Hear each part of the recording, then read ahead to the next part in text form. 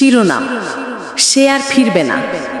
মানুষ চলে যায়, এই সত্যিটা আমরা সবাই জানি, কিন্তু কিছু মানুষ এমনভাবে চলে যায় যেন তাদের অনুপস্থিতি আমাদের জীবনের গভীরে স্থায়ী ক্ষত রেখে দেয়। এই রকম করেই চলে গিয়েছিল ঈশা, আমার সবচেয়ে প্রিয় মানুষ, আমার ঈশা।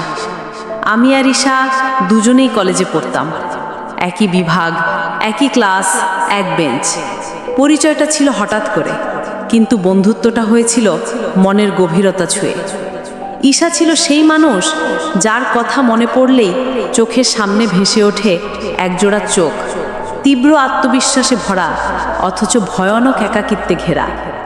সে ছিল হাসি খুশি, প্রাণবন্ত, সব কিছুতে এক রাস উচ্ছ্বাস, আর আমি ছিলাম শান্ত, নিরিবিলি।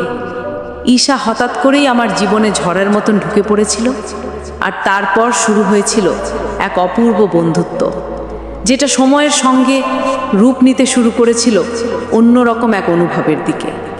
আমরা একসঙ্গে বিকেল কাটাতাম, কলেজ শেষে গাছতলায় বসে গল্প করতাম, চুপচাপ বসে থাকতাম, কেউ কোনো কথা বলতো না, তবু মনে হতো কত কিছু বলা হয়ে গেল।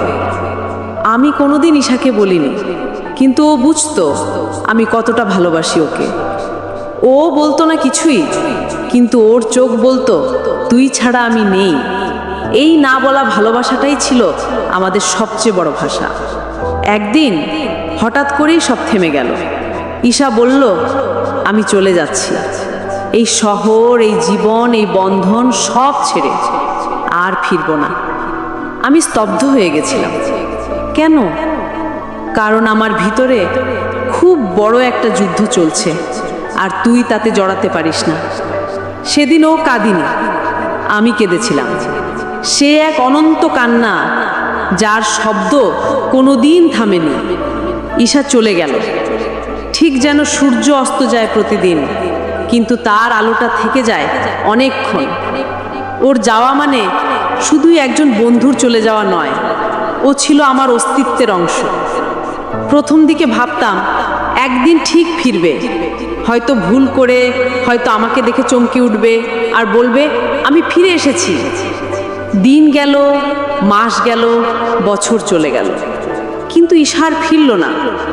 আজও মাঝে মাঝে ফোনের পুরনো রেকর্ডিং চালিয়ে শুনি ওর গলা, তুই ঠিক আছিস তো? চোখ ভিজে যায়। আলমারির একটা কোণায় আজও ঈশার দেওয়া সেই নীল রঙের স্কার্ফটা আছে, কিছুতেই ফেলা যায় না।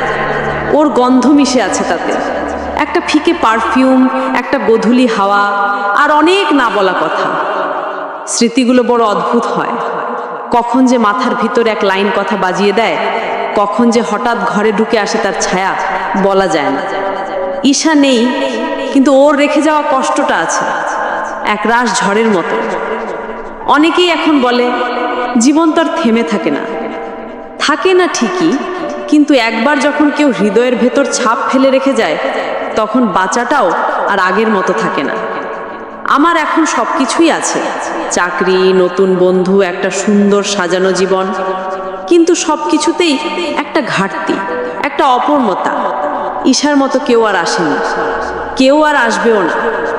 প্রতিবার পূর্ণিমার রাতে আমি বারান্দায় দাঁড়িয়ে থাকি, চাঁদটার দিকে তাকিয়ে মনে হয় হয়তো ঈশাও কোথাও তাকিয়ে আছে, হয়তো ও আমাকে ভুলতে পারেনি। কিন্তু বাস্তবটা বড় নির্মম। কিছু মানুষ হারিয়ে যায় চিরতরে, তারা আর ফিরে আসে না। তাদের রেখে যাওয়া কষ্টগুলো আমাদের বুকের ভেতর জ্বলে, নিভে, আবার জ্বলে। তারা হয়ে ওঠে একরকম কান্না, যেটা কেউ দেখতে পায় না, শুনতেও পায় না, শুধু অনুভব করা যায়। আজ আমি আর ঈশাকে খুঁজি না, তবুও রোজ ওর কথা ভাবি। ওর প্রিয় গান শুনলে থমকে যাই, ওর ছবি দেখি না, তবুও চোখে ভাসে ওর মুখ। কারণ কিছু সম্পর্ক ছবি বা গল্পে নয়, গাঁথা থাকে মনের গভীরে। ঈশা চলে গেছে, তবে আমি ওকে ভুলিনি। আমার জীবনের সবচেয়ে সুন্দর ব্যথার নাম যদি কিছু হয়, তাহলে সেটা হলো ঈশা।